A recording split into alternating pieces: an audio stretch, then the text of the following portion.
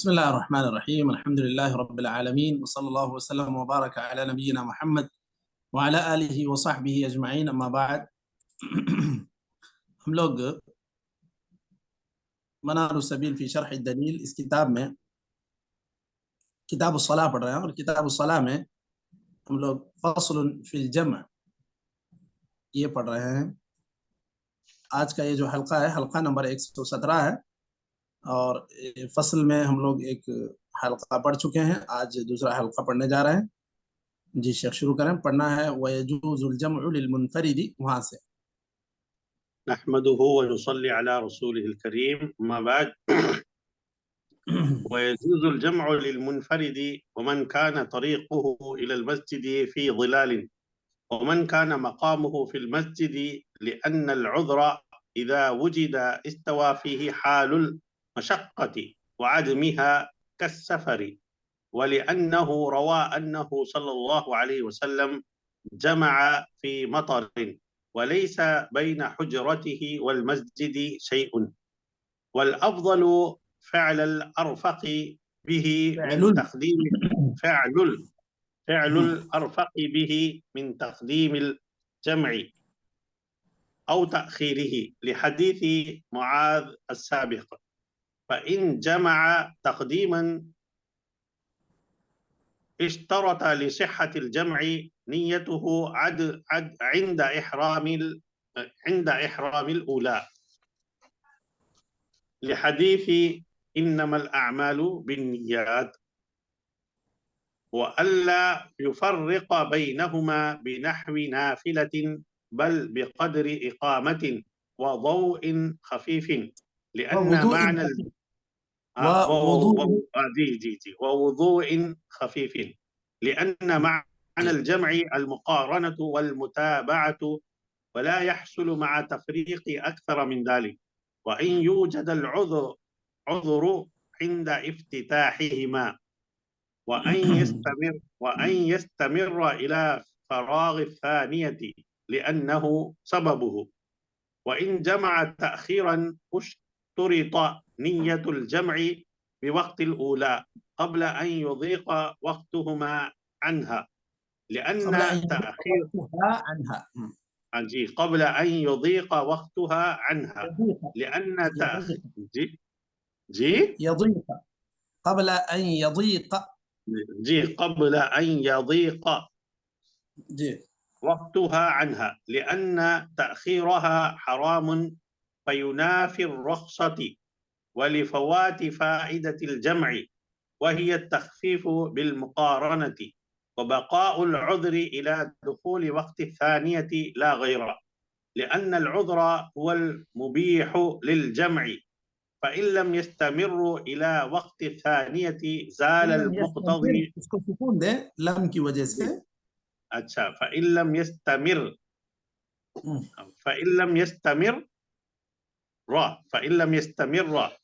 إلى وقت الثانية زال المقتضي للجمع، فامتنع كمسافر قدم ومريض برئ. ولا يشترط للصحة اتحاد الإمام والمأموم، فلو صلاهما خلف إمامين أو بمأموم أولى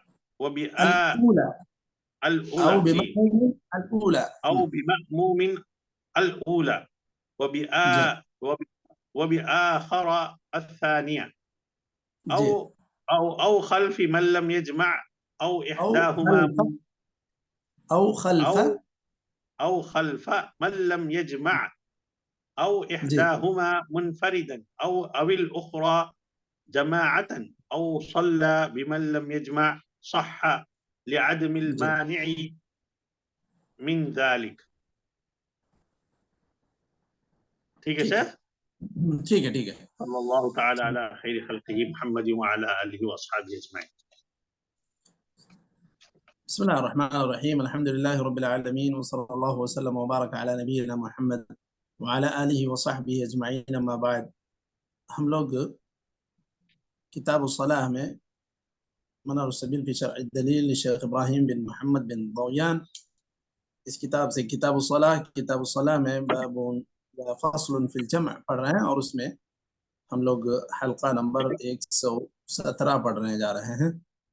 یہاں مسئلہ ہے، دیکھیے وَيَجُوزُ الْجَمْعُ لِلْمُنْفَرِدِ، ایک جماعت نماز پڑھ رہی ہے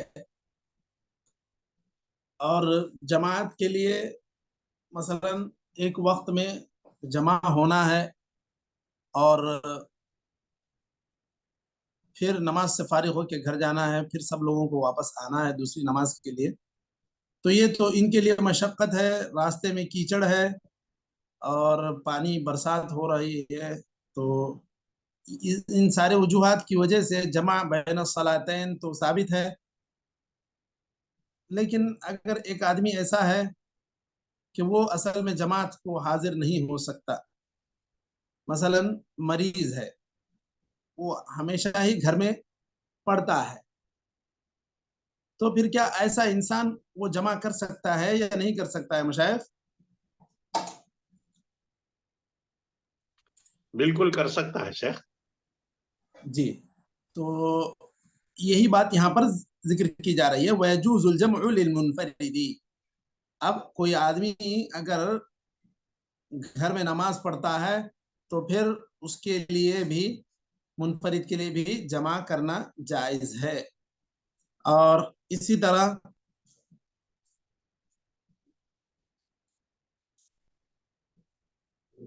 وَمَنْ كَانَ طَرِيقُهُ إِلَى الْمَسْجِدِ فِي ظِلَالٍ، کچھ لوگ ایسے ہیں جو مسجد سے لگے ہوئے ہیں ان کے مکانات، اور ان کو مسجد آنے میں نہ کوئی کیچڑ لگتا ہے اور نہ بارش لگتی ہے، اس قدر سائے دار ان کا راستہ بھی اگر ہے تب بھی ان کے لیے بھی جمع کرنے کی اجازت ہے۔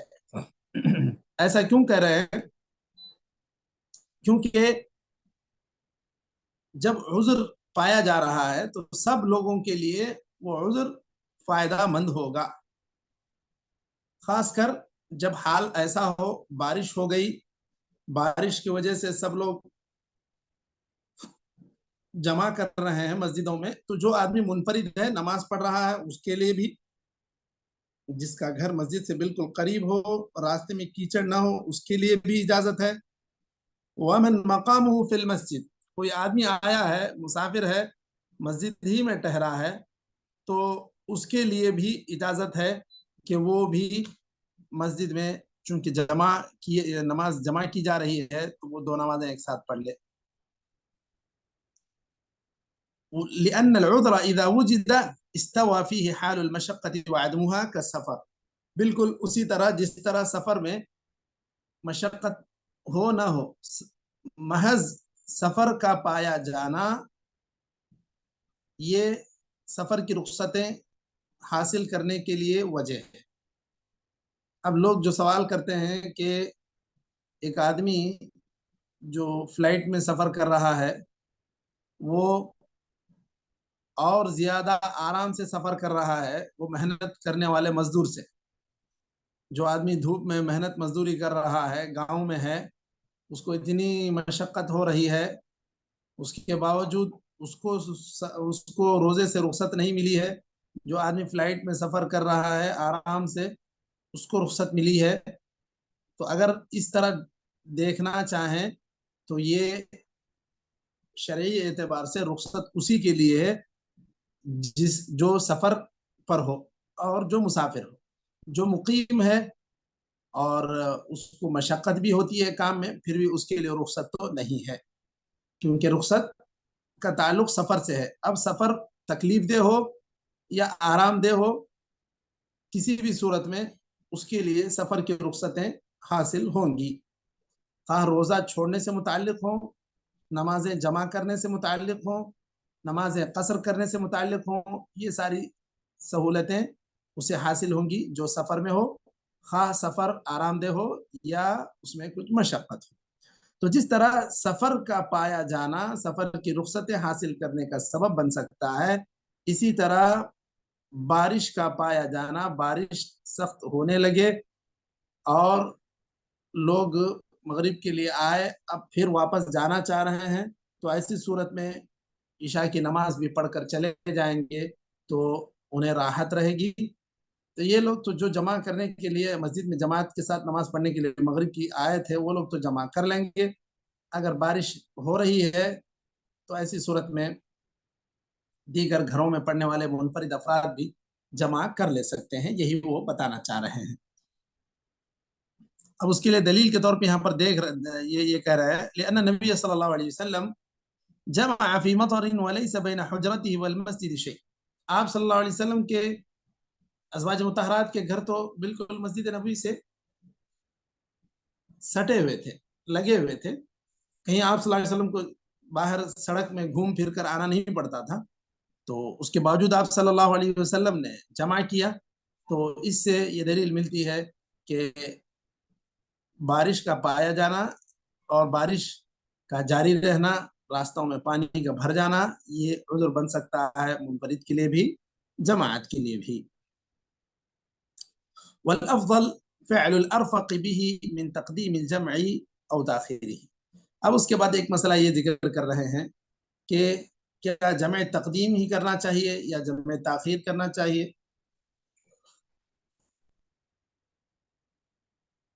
تو یہ معاملہ مسافر کی سہولت پر چھوڑ دیا گیا ہے کہ اگر مسافر کے لیے آرام اسی میں ہے کہ وہ جمع تقدیم کرے تو پھر جمع تقدیم کر سکتا ہے, اس کے حق میں یہی افضل ہے. جیسے آپ صلی اللہ علیہ وسلم کا عمل یہاں حدیث میں ذکر کیا گیا حضرت معاذ رضی اللہ عنہ کی کہ آپ صلی اللہ علیہ وسلم جب ظہر کے وقت سے پہلے نکلتے, یعنی سورج مائل ہونے سے پہلے نکلتے, قبل ان تزیغ الشمس روایت میں آیا ہے, آپ صلی اللہ علیہ وسلم سورج مائل ہونے سے پہلے اگر نکلتے سفر پر تو آپ صلی اللہ علیہ وسلم ظہر کو تاخیر کر لیتے, عصر کے ساتھ پڑھ لیتے, تو جمع تاخیر کر لیتے. اگر ظہر کا وقت ہونے کے بعد نکلتے تو پھر ایسی صورت میں آپ صلی اللہ علیہ وسلم جمع تقدیم کرتے اور ظہر اور عصر ملا کے پڑھ لیتے, پھر آپ صلی اللہ علیہ وسلم نکلتے. تو یہ مسافر کی سہولت پر یہ معاملہ موقوف رہے گا. اچھا, فإن جمع تقديما اشترط لصحة الجمع نيته عند إحرام الأولى لحديث إنما الأعمال بالنيات. یہاں کہہ رہے ہیں کہ اگر آپ جمع تقدیم کرنا چاہ رہے ہیں تو ایسی صورت میں وہ جمع صحیح ہونے کے لیے یہ شرط ہے کہ آپ جب پہلی نماز پڑھ رہے ہیں اسی وقت آپ کے دل میں ارادہ ہو کہ مجھے اس کے فوری بعد دوسری نماز بھی پڑھنی ہے. ان کے کہنے کا مطلب یہ ہے, اور اس کے لیے دلیل دے رہے ہیں انما الاعمال بالنیات, کہ اعمال کا دار و مدار تو نیتوں پر ہے, اور آپ جب جمع کرنا چاہ رہے ہیں تو اس کے لیے نیت کرنی چاہیے. یہ تو ٹھیک ہے کہ نیت جمع کی کرنا ہے, لیکن کیا یہ شرط ہے یا نہیں ہے. اگر مان لیں کہ کوئی آدمی اس نے غور نہیں کیا یا اب اتنا خاص اندازہ نہیں تھا, بارش کا موسم ہے پھر بھی لوگ مغرب کی نماز پڑھنا شروع کیے, بارش ایسی سخت ہونے لگی کہ اب پھر عشاء میں جا کے واپس آنا مشکل ہو جائے. تو جب یہ لوگ مغرب کی نماز شروع کیے تھے تو ان کا تو ارادہ نہیں تھا کہ ہم کو جمع کرنا ہے, لیکن جب نماز شروع ہوئی, نماز ختم ہونے تک ایسی سخت بارش ہوئی کہ لوگ اب جمع کا ارادہ کر رہے ہیں. تو کیا پھر ایسے لوگ جب پہلے نماز پڑھ رہے تھے اس وقت جمع کا ارادہ نہیں کیے تھے, اب دوسری نماز پڑھنا چاہتے ہیں, تو کیا ان لوگوں کے لیے اب درست ہے یا نہیں ہے کہ وہ لوگ جمع کریں. تو کیا جو پہلی نماز شروع کرتے ہوئے انہوں نے جمع کی نیت نہیں کی تھی, تو کیا اس وجہ سے ان لوگوں کو جمع کرنے کی اجازت نہیں ہوگی. تو کیا اس سلسلے میں یہ شرط معتبر ہے, صحیح ہے یا نہیں ہے شیخ؟ نہیں ہے شیخ, پہلے سے نیت ہونا یہ شرط تھوڑا سا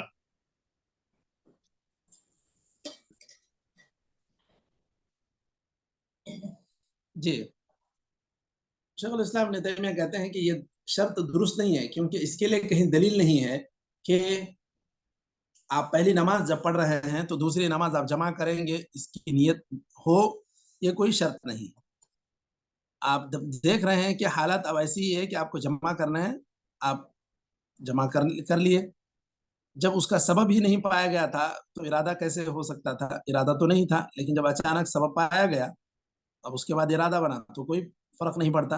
تو مختصر یہ کہ اس کے شرط ہونے کی دلیل نہیں ہے کہ آپ اگر جمع تقدیم کرنا چاہ رہے ہیں تو پہلی نماز سے پہلے آپ اس بات کی نیت رکھیں کہ دونوں جمع کرنا ہے، یہ بھی ضروری نہیں ہے. اسی طرح نیچے اس کی دوسرے جمع تاخیر کی بھی مثال آ رہی ہے، دونوں میں بھی یہی بات ہے. اچھا، وَأَلَّا يُفَرِّقَ بَيْنَهُمَا بِنَحْوِ نَافِلَةٍ بَلْ بِقَدْرِ إِقَامَةٍ وَوُضُوءٍ خَفِيفٍ. اب یہ کہہ رہے ہیں کہ آپ دو نمازوں کے درمیان کتنا بریک رکھیں گے یا کتنا وقفہ لیں گے. اگر آپ صرف 2 رکعت نماز پڑھنے نفل کا وقفہ رکھتے ہیں یا پھر اقامت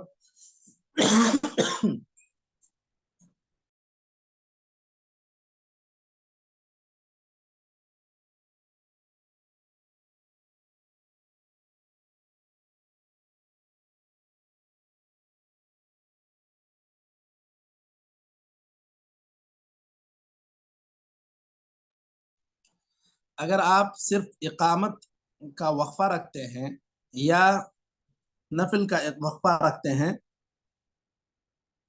تو یہ درست ہے، ورنہ اس سے زیادہ وقفہ رکھنا یہ مناسب نہیں ہے، یہ کہہ رہے ہیں. کیونکہ اس کی وجہ یہ بتلا رہے ہیں، اس کی تعلیل یا اس کی علت یہ بتلا رہے ہیں. لأن معنى الجمع المقارنة والمتابعة. جمع یا مقارنہ کے معنی تو جمع کے معنی المقارنہ یعنی دونوں کو ساتھ ساتھ لے کے چلنا. مغرب پڑھے پھر عشاء فوراً پڑھے تو ہی یہ جمع ہوگا، ورنہ آپ مغرب پڑھے پھر چلے گئے پھر عشاء کے وقت سے پہلے آ کے پھر آپ جمع کر لیے تو ایسا یہ جمع کا معنی اس سے درست نہیں ہوگا. ولا يحصل مع تفریق اکثر من ذلك. اس سے زیادہ ایک لمبا وقفہ سو گئے نماز پڑھ کے مغرب کی، پھر جو ہے اٹھے ابھی عشاء کا وقت ہی نہیں ہوا، آپ اب جمع کرنے کا ارادہ کر رہے ہیں، آپ جمع کرنا چاہ رہے ہیں تو ایسا درست نہیں ہے. اب اس کے لیے دلیل دیکھیے، دوسری حدیث میں یہ ہے کہ آپ صلی اللہ علیہ وسلم نے مغرب اور عشاء کے درمیان آپ نے جمع کیا تو آپ صلی اللہ علیہ وسلم نے درمیان میں کوئی نفل نماز نہیں پڑھی.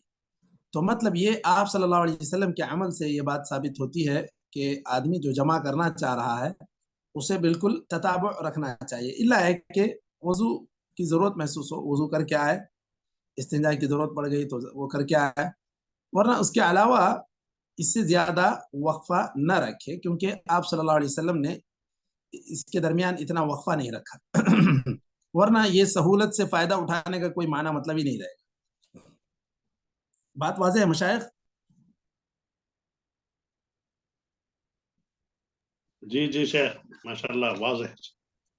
ٹھیک چلیے. وأن يوجد العذر عند افتتاحهما وأن يستمر إلى فراغ الثانية لأنه سببه. یہ کہہ رہے ہیں کہ آپ جس وجہ سے بھی جمع کر رہے ہیں وہ عذر پایا جائے، دو جمع کی جو نمازیں آپ شروع کر رہے ہیں اس میں پہلے نماز کے وقت وہ عذر پایا جائے اور وہ عذر برابر جاری رہے دوسری نماز سے فارغ ہونے تک. مثال اس کی کیسے ہو سکتی ہے یا صورت مسئلہ، آپ سفر پر ہیں، آپ جمع کر سکتے ہیں، آپ نے دیکھا کہ اب نماز کا وقت اتنا تنگ ہو رہا ہے کہ اگر میں ایئرپورٹ پر پہنچوں گا تو شاید اب میرے نماز کا وقت نکل جائے گا یا دونوں نمازوں کا وقت نکل جائے گا، ظہر اثر نہیں پڑا ہوں، سورج غروب ہونے کا اندیشہ ہے، تو اب پڑھنا چاہ رہے ہیں.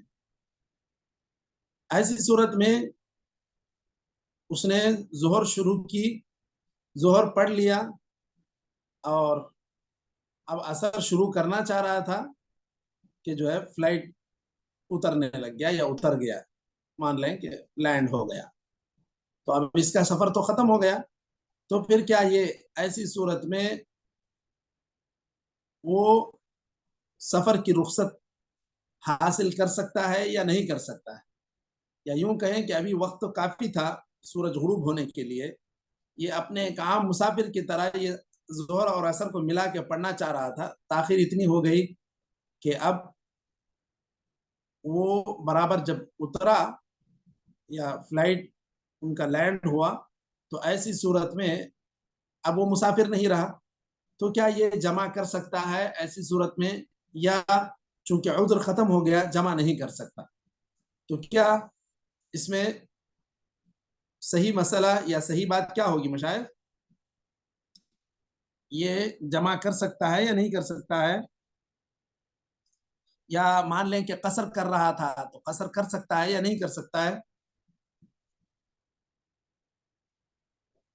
جب اپنی جگہ پہنچ گیا ہے تو جو ہے پھر اسے جی جو ہے نا جمع تاخیر ہے تو کیا کرے گا شیخ؟ جمع تاخیر ہے تو وہ تو پڑھے گا ہی پڑھے گا نا.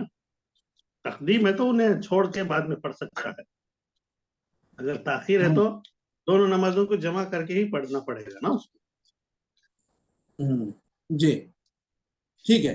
تو دیکھیے اب اگر سفر ختم ہو گیا تو اس کے لیے سفر کی ساری رخصتیں ختم ہو جائیں گی. مثلا اگر وہ قصر کرنے کا ارادہ رکھتا تھا تو اب قصر وہ نہیں کر سکتا، اس کو پورا اتمام کرنا پڑے گا.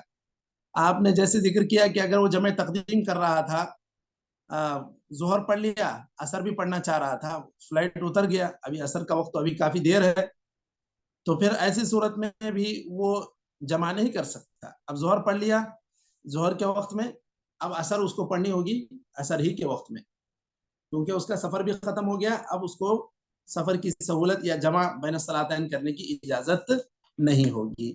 تو یہ اس کا مطلب ہے کہ اس کا عذر جاری رہے مطلب یہ کہ اس کا سفر اگر ہے تو سفر جاری رہے. یہ اس طرح یہ جو سفر عذر بن رہا ہے جمع کرنے کے لیے یا سبب بن رہا ہے وہ برابر جاری رہے. لأنه سببه، یہ کہہ رہے ہیں اس کی علت یہ ہے کہ وہ اس کا سبب ہے. اگر وہ سبب ختم ہو جائے تو پھر اس کو تو اس کی اجازت نہیں ہوگی.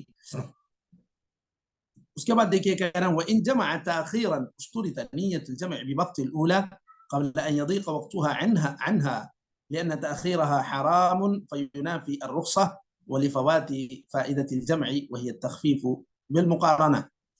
یہی کہہ رہے ہیں کہ جس طرح اوپر انہوں نے ذکر کیا کہ اگر آپ جمع تقدیم کرنا چاہ رہے ہیں تو اس صورت میں بھی آپ کو پہلی نماز کی صورت میں آپ کو ضروری تھا کہ آپ نیت کر لیں. انہوں نے یہ ضروری بتلایا یا شرط بتلایا. یہاں پر بھی یہ کہہ رہے ہیں اگر جمع تاخیر بھی کرنا چاہ رہے ہیں تو آپ کو جمع کی نیت کرنا چاہیے پہلی نماز کے ساتھ ساتھ. ہاں قبل ان یضیق وقتها عنها، یہاں تک کہ اس کے لیے دوسری نماز کا وقت ضیق ہو جائے، تنگ ہو جائے. تو صحیح بات تو یہ ہے کہ یہ بھی اس کے لیے درست، یہ کیا کہتے ہیں، یہ بھی شرط نہیں ہے کہ وہ جمع تاخیر کرنے کی صورت میں بھی وہ پہلی نماز کے موقع پر ہی وہ اس کی نیت کرے، یہ بھی کوئی شرط نہیں ہے. یہ اس کی وجہ یہ بتلا رہے ہیں لأن تأخیرها حرام فینافی الرخصہ، کیونکہ تاخیر آپ اگر پہلے سے نیت ہی نہیں ہے تو آپ تاخیر کرنا آپ کے لیے درست نہیں ہے. یہ کہہ رہے ہیں وَلِفَوَاتِ فَائِدَةِ الْجَمْعِ وَهِيَ التَّخْفِيفُ بِالْمُقَارَنَةِ، آپ جمع کر رہے ہیں تو آپ کو اس کا فائدہ اٹھانا ہے، ورنہ آپ جمع ہی نہیں کرنا چاہ رہے ہیں، خواہ مخواہ اس سے غفلت برت رہے ہیں نماز سے، تو پھر ایسی صورت میں گویا کہ آپ غلطی کر رہے ہیں. اس وجہ سے یہ کہہ رہے ہیں کہ آپ کو پہلے سے نیت ہونی چاہیے پہلی نماز پڑھتے وقت ہی. تو بہرحال یہ شرط کے طور پر نہیں ہے. آدمی جب پڑھتا ہے اور دونوں نمازوں کو جمع کرنا چاہتا ہے تو اس کے دل میں تو یہ بات ارادے کے طور پر ہوتی ہے کہ میں اب دونوں نمازیں پڑھنا چاہ رہا ہوں.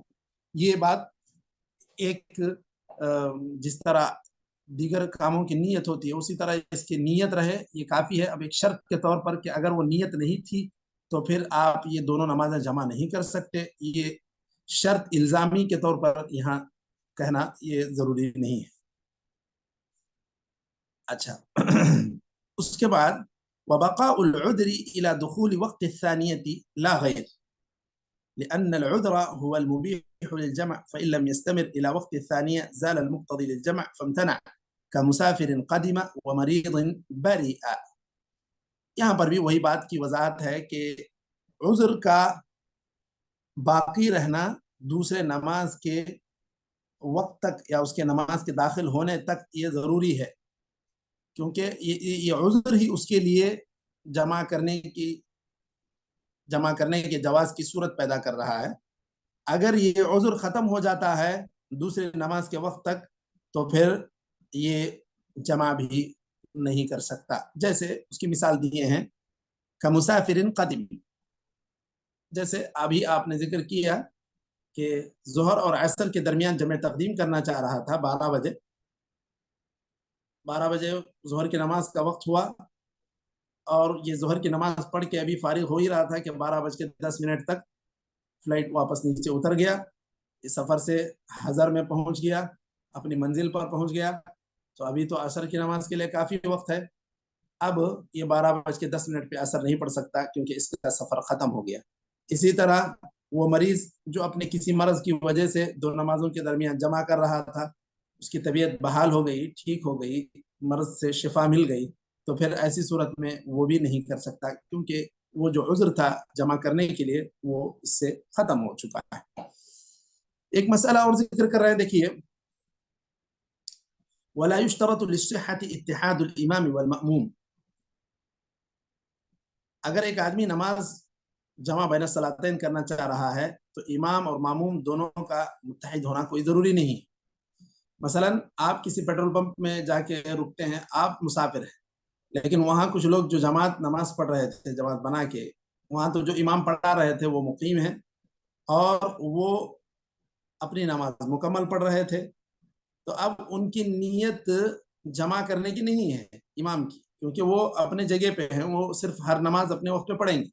آپ کی نیت جمع کرنے کی ہے، آپ نے ظہر ان کے پیچھے پڑھ لی، اب عصر آپ کیا کسی اور ماموم کے پیچھے، یعنی آپ 2 ساتھی سفر پہ ہیں، وہاں جا کے ظہر پڑھ لیے، اور وہ جو ماموم تھے یا ان کے پیچھے مقتدی رہے، آپ بھی رہے، آپ دونوں مل کے بعد میں عصر پڑھ سکتے ہیں یا نہیں پڑھ سکتے ہیں مشائخ؟ جی بالکل بالکل پڑھ سکتے ہیں شیخ، بالکل پڑھ سکتے ہیں۔ فَلَوْ صَلَّاهُمَا خَلْفَ إِمَامَيْنِ، اب چلو ایسا ہوا کہ 2 اماموں کے پیچھے پڑھ لیا، وہ ایک نماز ظہر کی ایک صاحب کے پیچھے پڑھے، عصر کی نماز ایک دوسرے امام کے پیچھے پڑھے تو بھی چل جائے گا۔ او بمأموم الاولى وبآخر الثانیہ، یا ایک ماموم کے پیچھے آپ نے ایک نماز پڑھی، دوسرے ماموم کے پیچھے دوسری نماز پڑھی تو بھی درست ہے۔ او خلف من لم یجمع، یا کوئی آدمی ایسا ہے کہ وہ جمع ہی نہیں کر رہا ہے، آپ نے اس کے پیچھے پڑھ لی تو بھی چلے گا۔ او احداہما منفردا او الاخرى جماعتا، ایک آپ نے منفرد حالت میں پڑھ لی ظہر، اب لوگ وہاں کے مقامی لوگ اچانک آئے، وہ عصر پڑھنا چاہ رہے تھے، آپ ان کے پیچھے عصر پڑھنے لگ گئے تو بھی آپ کا درست ہے پڑھنا۔ اس طرح یہ امام مأموم کی نیت کا متحد ہونا یہ کوئی ضروری نہیں، آپ چاہیں تو اگر منفرد پڑھ لیے ہیں تو جمع بھی کر سکتے ہیں امام کے ساتھ، یا کوئی امام ہے کہ وہ جمع ہی نہیں کر رہا پھر بھی آپ کی نیت ہے جمع کرنے کی تو آپ کر سکتے ہیں۔ او صلی بمن لم یجمع، یا کچھ لوگ ہر نماز اپنے وقت پر پڑھنے والے ہیں تو پھر آپ ان کے پیچھے ایک نماز پڑھے پھر اپنی نماز آپ جمع کرنا چاہ رہے ہیں تو بھی درست ہے، یہ کوئی شرط نہیں ہے۔ لعدم المانع من ذلك، اس سے کوئی چیز آپ کے لیے مانع نہیں ہے، رکاوٹ نہیں ہے۔ تو آپ جو امامت کر رہے ہیں ان کے ساتھ آپ کی نیت متحد ہو وہ کوئی ضروری نہیں ہے، وہ کبھی یہ چاہیں گے کہ وہ اپنی نماز اپنے وقت پر پڑھیں، ظہر اپنے وقت پر، عصر اپنے وقت پر، آپ دونوں کو جمع کرنا چاہ رہے ہیں تو بھی درست ہے۔ آپ 2 ساتھی تھے، ان کے پیچھے ظہر پڑھے پھر اپنے طور پہ آپ لوگوں نے جماعت بنا کے عصر پڑھ لی تو بھی صحیح ہے۔ آپ اکیلے تھے، آپ نے ظہر پڑھ لی، کوئی دوسری جماعت آئی وہ عصر پڑھ رہی تھی، آپ ان کے پیچھے عصر پڑھ لی تو بھی درست ہے۔ تو خلاصہ یہ ہے کہ امام اور مأموم کا نیت میں جمع ہونا یہ ضروری نہیں ہے، یہ کوئی شرط نہیں ہے، پایا جائے تو بھی ٹھیک ہے، نہ پایا جائے تو بھی ٹھیک ہے۔ تو یہاں تک آج ہم لوگ فصل فی الجمع مکمل کر چکے ہیں، یہیں تک ہم لوگ رک جاتے ہیں۔ اس کے بعد فصل فی صلاۃ الخوف انشاءاللہ آئندہ حلقے میں پڑھیں گے۔ نكتفي بهذا القدر، وصلى الله وسلم على نبينا محمد وعلى آله وصحبه أجمعين. جزاكم الله خير، والسلام عليكم ورحمة الله وبركاته. بارك الله فيك، جزاكم الله خير.